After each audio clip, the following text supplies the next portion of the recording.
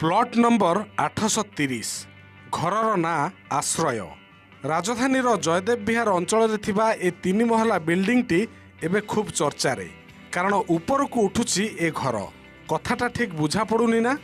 असल कथा है बिना भंगारे घरटी को तलु आउ 4 फुट ऊपर को उठा जाउछि। भल करी देखंतु केमिति फाउंडेशन स्थान रे धाड़ी धाड़ी होई लागिछि 150 टन कैपेसिटर 250 रु अधिक लुहा जैक कामरे लागिछंती बिहार रु आसीथिबा 20 जन श्रमिक। धीरे धीरे 3 मास भितरे काम सारिबा को लक्ष्य रखिछंती ठिकादार। एमानक पाखरे सिना सिविल इंजीनियरिंग रो सर्टिफिकेट नाही हेले अभिज्ञता किंतु सफलता आनी देबो।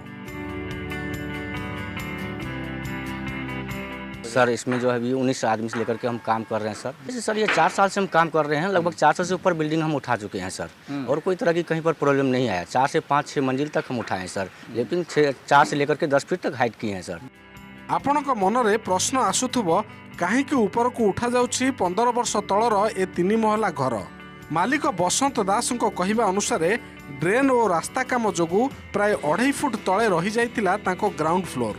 वर्षा हेले अंटाए पानी तेणु घर भांगी आउ थरे तैयारी करने समस्ते कहूले हेले जड़े सिविल इंजीनियर बंधु ठारू नुआ टेक्नोलोजी रे घर उठुथुबा जानी बिहार रु मिस्त्री डाकी से काम करुछंती। प्राय 3 फुट उठी गलानी आउ मात्र 1 फुट उठिबो हेले घरर किंबा ऊपर महला रे रहउथबा लोकंकर कहार किछि भी असुविधा होई नाही।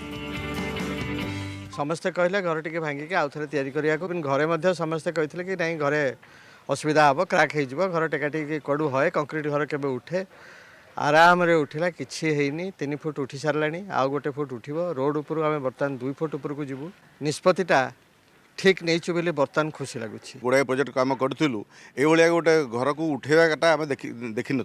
इवन मुझे लास्ट मझे जो कानाडा जाइली से देखी घर उठे पछकू घुंचे गोटे नजीर रही जाता।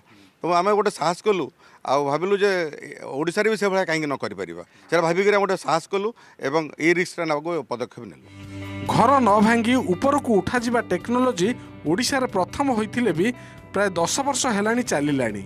रूस और कानाडा रे यह बहुल व्यवहार हेउथुवा बेले किछि वर्ष तले मुंबई रे एक 36 महला कोठा को एभली ढंग रे उठा जिबा घटना बेस चर्चार